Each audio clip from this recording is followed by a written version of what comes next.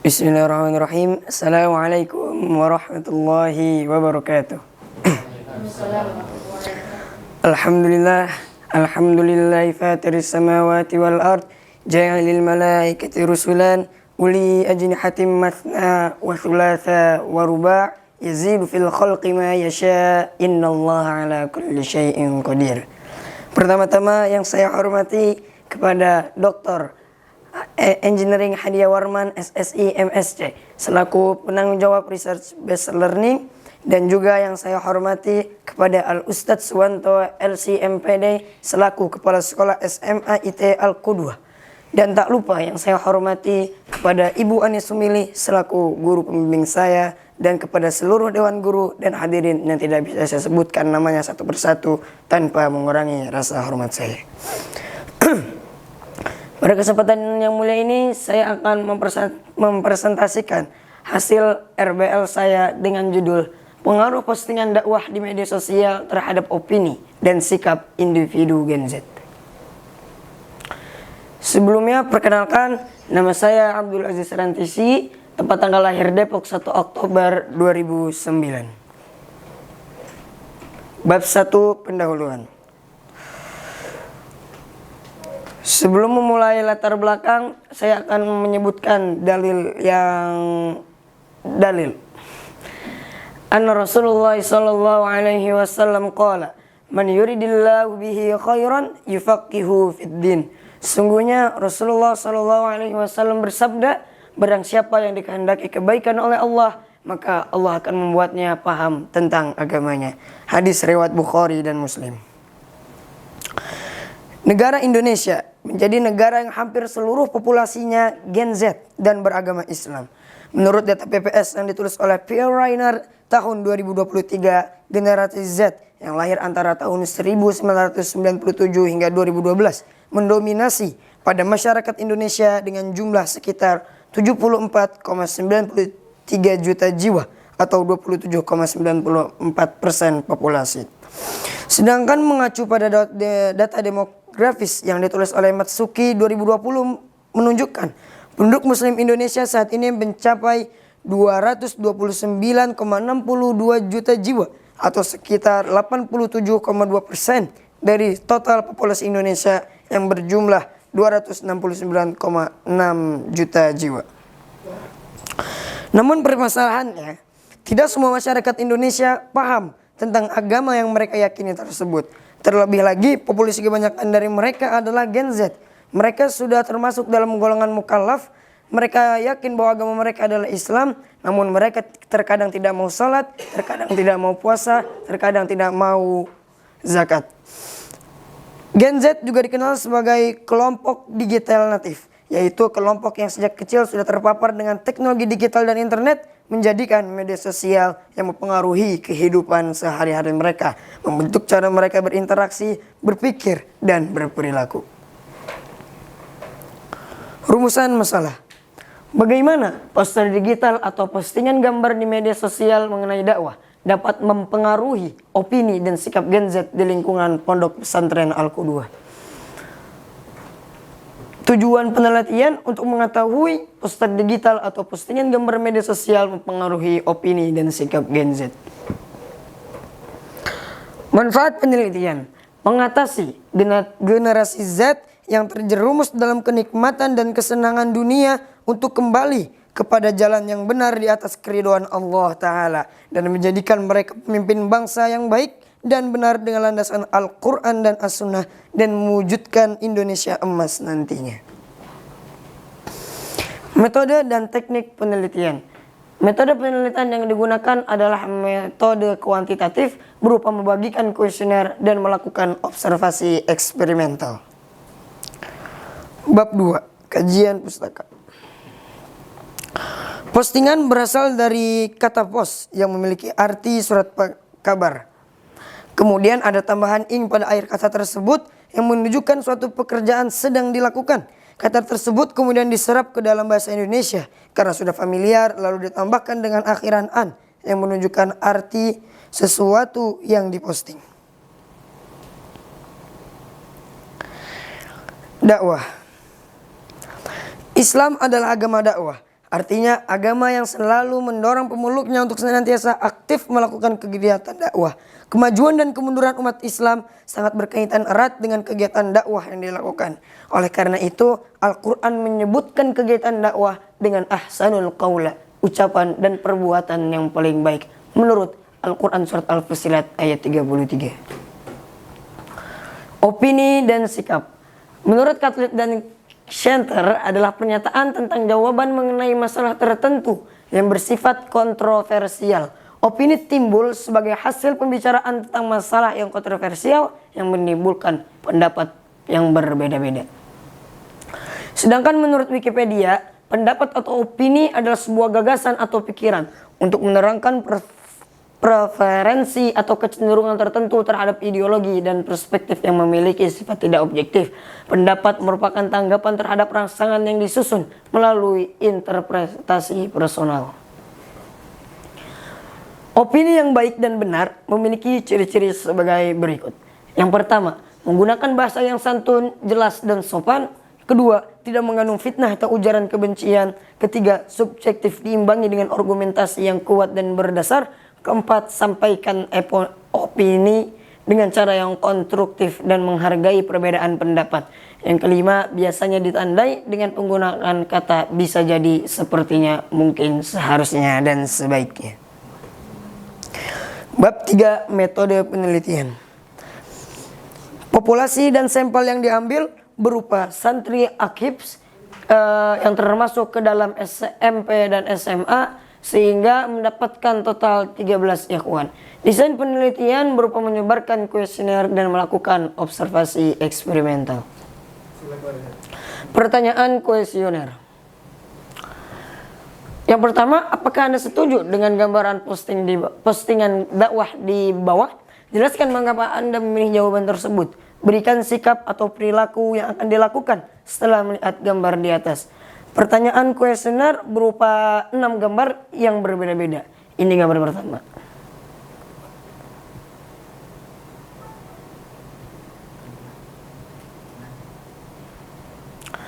Pendekatan observasi eksperimental. Berikut gambaran lembar hasil observasi.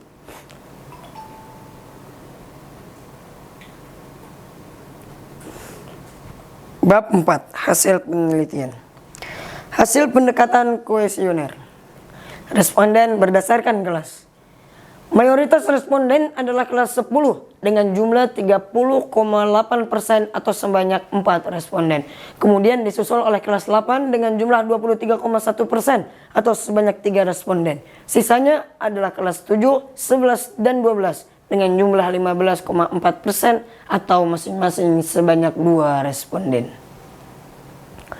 Gambar pertama. Apakah Anda setuju dengan postingan gambar dakwah di bawah? Interpretasi data, mayoritas responden menyatakan bahwasanya mereka setuju dengan gambar poster tersebut dengan jumlah 92,3% atau sebanyak 12 responden. Kemudian yang menyatakan kurang setuju berjumlah 77,7% atau sebanyak 1 responden.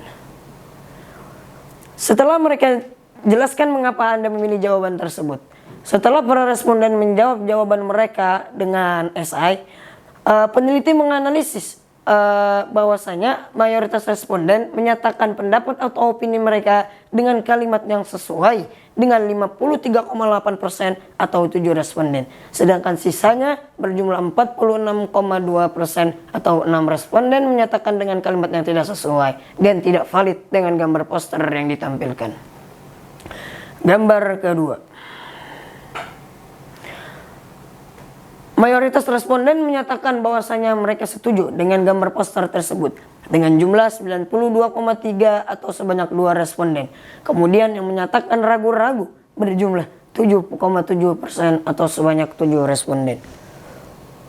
Setelah dianalisis, mayoritas responden menyatakan pendapat atau opini mereka dengan kalimat yang sesuai dan lebih banyak dari gambar sebelumnya dengan jumlah 61,5% atau 8 responden. Sisanya dengan kalimat yang tidak sesuai berjumlah 38,5% atau sebanyak 5 responden. Gambar ketiga. Seluruh responden menyatakan setuju dengan jumlah 100% atau sebanyak 13 orang. Setelah dianalisis, mayoritas responden justru menyampaikan kalimat yang tidak sesuai, berbeda dengan gambar yang kedua ataupun yang pertama, dengan jumlah 53,8% atau 6 responden menyampaikan dengan kalimat yang tidak sesuai. Sisanya dengan kalimat yang sesuai berjumlah 46,2% atau 7 responden.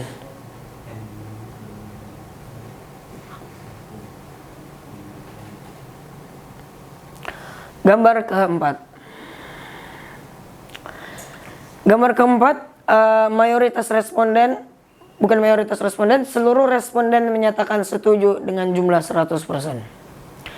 Setelah dianalisis, mayoritas responden menyatakan pendapat atau opini mereka dengan kalimat yang tidak sesuai dengan jumlah 53,8% atau sebanyak 7 responden. Sisanya dengan kalimat yang sesuai berjumlah 46,2% atau sebanyak 6 responden. Gambar kelima. Mayoritas responden menyatakan bahwasanya mereka setuju dengan gambar poster tersebut dengan jumlah 92,3% atau sebanyak 12 responden. Kemudian yang menyatakan kurang setuju berjumlah 7,7% atau sebanyak 1 responden. Setelah dianalisis, berbeda dengan gambar yang keempat dan ketiga, bahwasanya pendapat atau opini mereka disampaikan dengan kalimat yang sesuai berjumlah 53,8% atau 7 responden, sedangkan sisanya berjumlah 46,2% atau 6 responden menyatakan dengan kalimat yang tidak sesuai. Gambar keenam.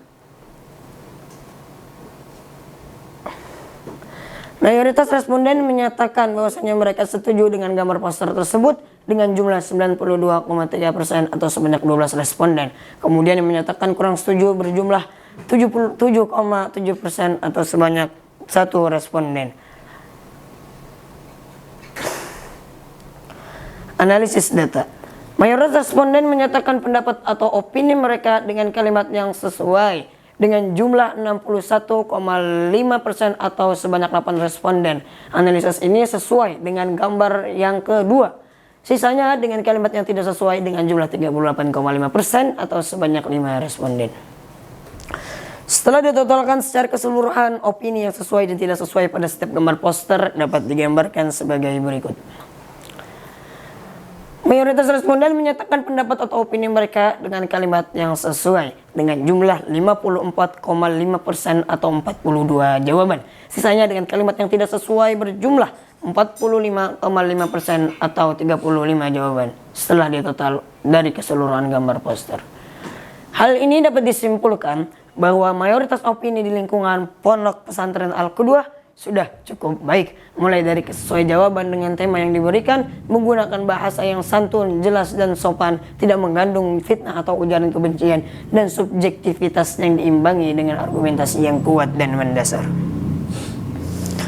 Hasil penelitian pendekatan observasi eksperimental. Indikator. Pada gambar poster yang pertama, sikap yang akan dilakukan responden, seluruh jawaban sesuai dengan poster. Namun pengaruh yang diberikan dalam jangka waktu beberapa jam dan jangka waktu beberapa jam, hari, minggu ataupun bulan, seluruh responden melakukan opini yang disampaikan. Pada gambar kedua, mayoritas jawaban sesuai dengan poster. Namun pengaruh yang diberikan dalam jangka waktu dari jam, hari atau minggu dan bulan, hanya minoritas responden yang melakukan opini yang disampaikan.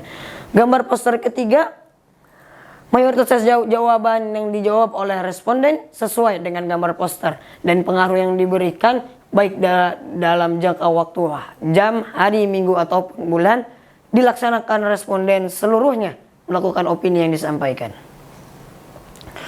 Gambar poster keempat. Sikap yang disampaikan oleh responden, mayoritas jawaban sesuai dengan poster, dan pengaruh yang diberikan dari jangka jam atau hari, mayoritas responden melakukan opini yang disampaikan, hanya mayoritas. sehingga menunjukkan bahwa ada beberapa responden yang tidak melakukan opini yang mereka sampaikan di kuesioner. Dan ketika dilihat dari jangka waktu minggu ataupun bulan, hanya minoritas responden yang melakukan opini yang disampaikan. Yang tadinya hanya mayoritas menjadi minoritas. Pada gambar yang kelima, mayoritas jawaban sudah tidak sesuai dengan gambar poster. Hal ini menyebabkan pengaruh yang diberikan dalam jangka jam atau hari, hanya minoritas orang saja yang melakukan responden, hanya melakukan opini yang mereka sampaikan. Dan ketika dilihat dari jangka minggu atau bulan, seluruh responden tidak melakukan opini yang mereka sampaikan sama sekali. Pada gambar poster ke-6, mayoritas jawaban sudah sesuai dengan poster. Ketika dilihat dari jangka waktu jam atau hari, hanya mayoritas responden melakukan opini yang mereka sampaikan. Namun terjadi penurunan ketika dilihat pengaruh dari jangka waktu minggu atau bulan menjadi hanya minoritas responden yang melakukan opini yang disampaikan. Bab 5, kesimpulan dan saran. Kesimpulan. Setelah mengetahui bahwa mayoritas responden berupa santri di pondok pesantren Al-Qudwah menjawab opini mereka dengan jawaban yang sesuai berjumlah 54,5% atau 42 jawaban, menunjukkan bahwa opini di lingkungan pondok pesantren Al-Qudwah sudah cukup baik. Namun, pengaruh yang diberikan gambar poster terhadap sikap yang dilakukan kurang berpengaruh signifikan. Hanya minoritas orang yang melakukan sikap yang dijelaskan dalam kuesioner, baik dalam jangka waktu hari, minggu, ataupun bulan. Saran-saran. Karena mayoritas santri di Ponpes Al-Qudwah kurang dalam menerapkan sikap yang mereka sampaikan, bukan opini yang mereka sampaikan setelah melakukan observasi sesuai dengan firman Allah Subhanahu wa taala, "Ya ayyuhalladzina amanu lima taquluna ma la taf'alun. Kabura maqtan 'indallah an taqulu ma la taf'alun." Yang artinya, wahai orang-orang yang beriman, mengapa kamu mengatakan sesuatu yang tidak kamu kerjakan? Sangat besarlah kemurkaan di sisi Allah bahwa kamu mengatakan apa yang tidak kamu kerjakan. Quran surat As-Saff ayat 2 sampai 3 dan 3. Saran yang lain yang bisa peneliti sampaikan, menyarankan pengembangan konten dakwah digital yang lebih sesuai dengan nilai-nilai dan kebutuhan generasi muda, sehingga pengaruh yang diberikan lebih signifikan. Saran ini tidak berlaku pada satu orang saja yang melakukan, namun juga bisa dilaksanakan oleh bentuk komunitas. Jadi beberapa orang membuat suatu komunitas untuk membuat atau mengembangkan konten dakwah atau videografi digital yang lebih sesuai dengan nilai-nilai dan kebutuhan generasi muda, sehingga pengaruh yang diberikan lebih signifikan. Cukup sekian presentasi yang bisa saya sampaikan. Terima kasih atas segala perhatian. Mohon maaf atas segala kekurangan. Wabillahi taufik wal hidayah. Wassalamualaikum warahmatullahi wabarakatuh.